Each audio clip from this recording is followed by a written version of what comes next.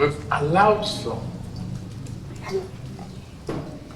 problems, inactivities in the past to deter worries,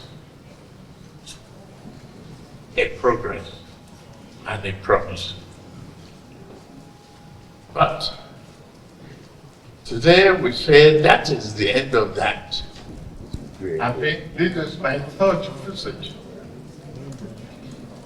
through the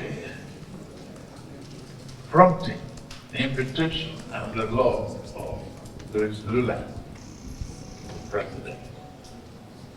One, on the partnership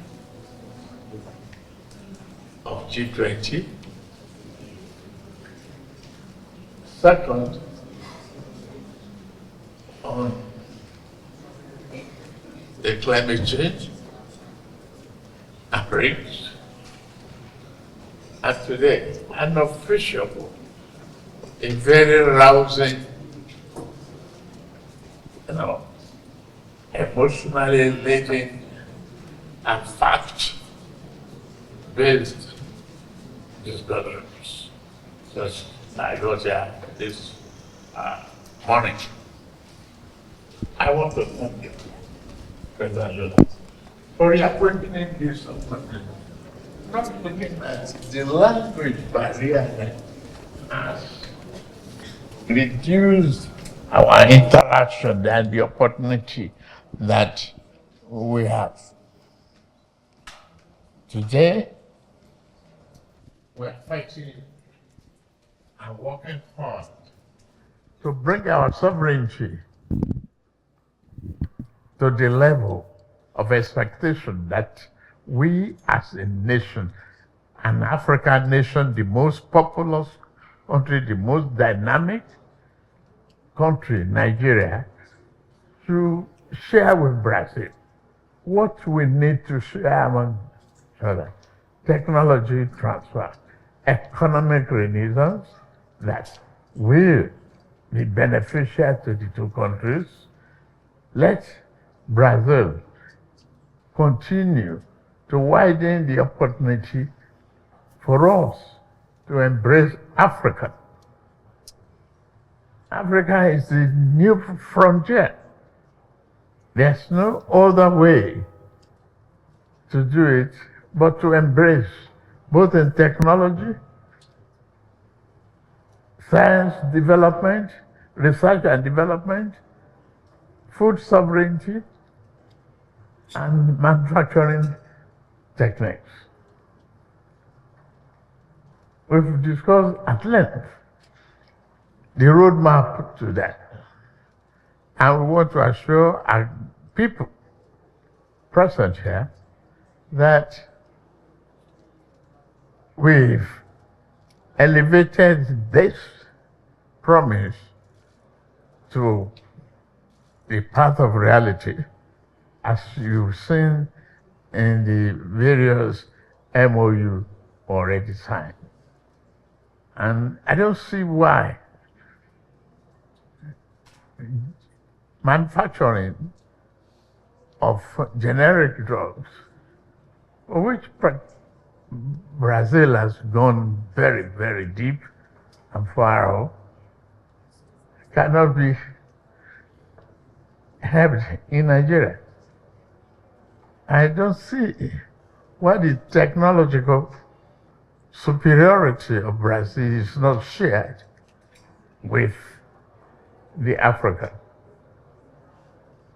We assured each other that it is only us that can really develop our economies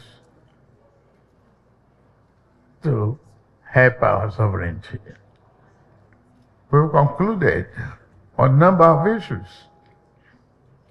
such as technology transfer.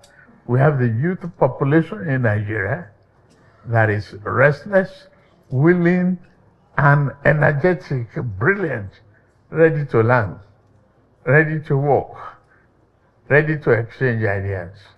We should utilize the population we should utilize the opportunity.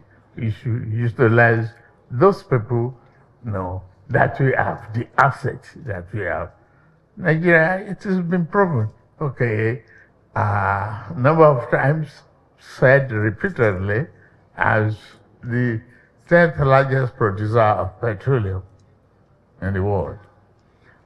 An asset in the ground that is not yielding a commercial activities and value to the populace is a dead asset. We don't want that. We want it to be active, promising, and rewarding for our people. We have the largest deposit of gas. I don't see why Petrobras will not be back in Nigeria as soon as possible. And I appreciate this promising that will be done as soon as possible. It's necessary to emphasize here that the reform that I've embarked upon since I took over in Nigeria has been very impactful. I can beat my chest for that. It was initially painful, but today the result is blossoming. It's getting clearer to the people. We have more money to the economy, no more corruption. We have the governor of Central Bank here. You don't have to know him before you get the foreign exchange that you need. The speculators are out in our currency market. The door is open for businesses. Easy in, easy out. And again, you ask questions. When you look at the geography and the map of the world between Brazil and Africa, you see a contiguous, just little narrow strip of water. If you're a very good swimmer,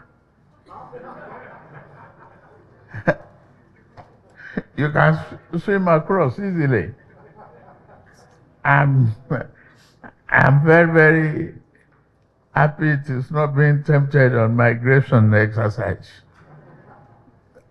You know what that means is that if we can mitigate all problems and eliminate, the peg and make the business transparent and support our aviation industry, it will blossom. And aviation will propel additional opportunity for business to grow, culture to succeed, and everyone to benefit. I promise that. And as a Nigerian, the mandate is clear.